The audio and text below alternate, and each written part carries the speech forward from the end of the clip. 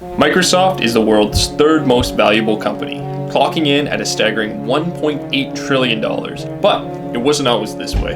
Flashback to the year 2000. The original iPod is about to be released. Harry Potter is taking the world by storm, and Razer has just released their first scooter.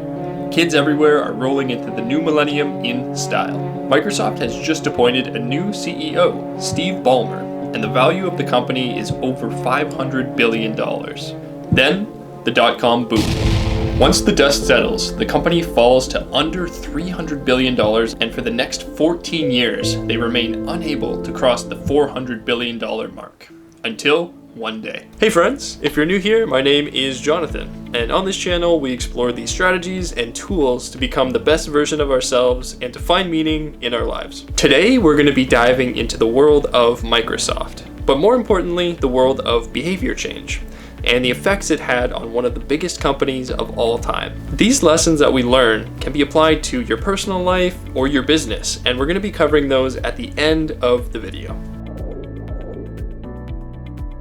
Let's begin on the topic of mindset. Our hero for this part of the story is a man named Satya Nadella, Microsoft's current CEO. Just before joining the company, he had read a book called Mindset by Dr. Carol Dweck, who is one of my personal heroes. In her book, she describes the surprising differences between a fixed mindset and a growth mindset. As a CEO, he immediately noticed the fixed mindsets in the company and the toxic workplace that had created. He famously said, each employee had to prove to everyone that he or she knew it all and was the smartest person in the room.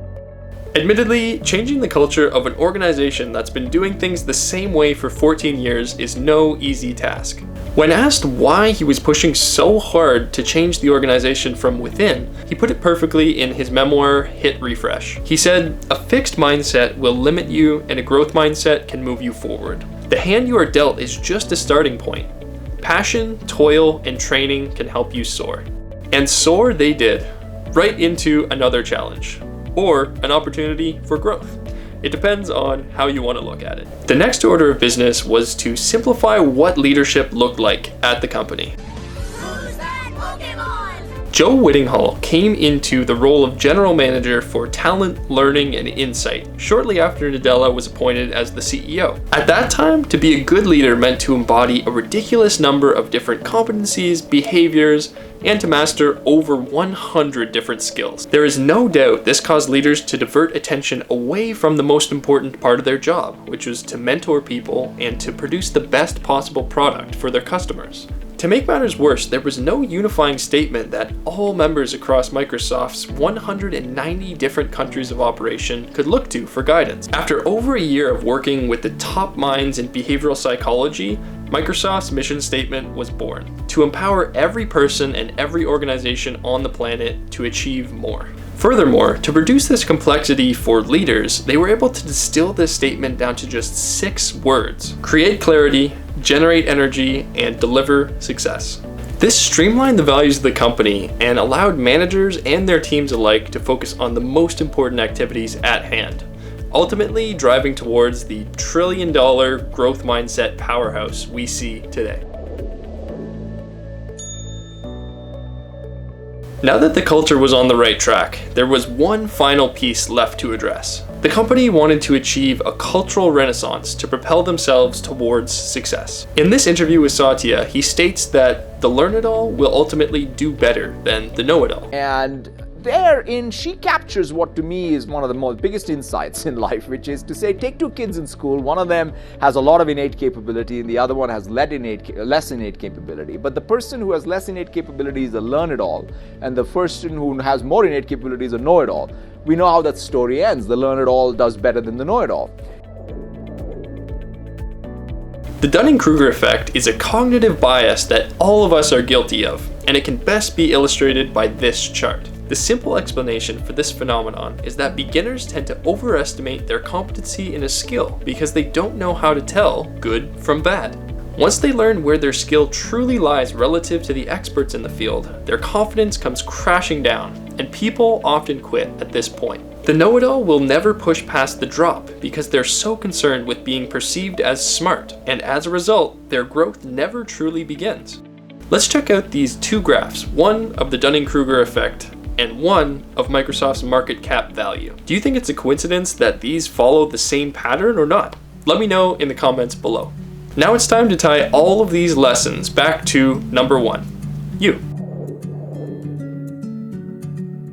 While you may not need to overcome a 14-year-old toxic work culture, you can implement the growth mindset into a variety of aspects in your personal and professional life. For instance, you and your partner are in a disagreement. Instead of getting increasingly heated, you take a moment to appreciate that while you may not be on the same page, there is something to be learned from their side of the story. Try to understand that, and even if you don't win the argument, I guarantee that both parties will come away from that exchange much, much happier. I may or may not be speaking from personal experience.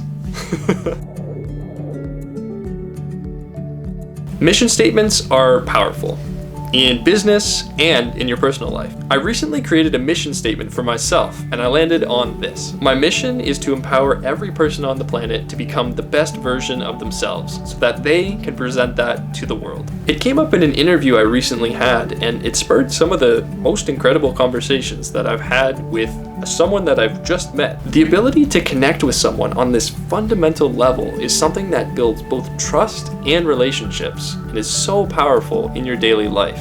If you're interested in learning more, check out the video either here or here that I've put together that helps you find your why. It is terrifying to admit to other people, and probably even scarier to yourself, that you may not be as smart or as good or as talented as you might like to believe. Acknowledging this fact and learning to accept or even embrace that it's okay to be a beginner is something that will change your life. It will change your life because once you accept that it's okay to be a beginner, you can actually start to begin the path towards expertise. You can start by observing others who are more skilled than you and making the mistakes that you need to make in order to become an expert, to begin your path of lifelong learning. If you like this video, be sure to check out my other one on growth mindset. It's apparently helped a lot of people figure out how to implement these strategies into their own lives, so why not become one of them? Thanks so much for watching, and I'll see you next time. Bye.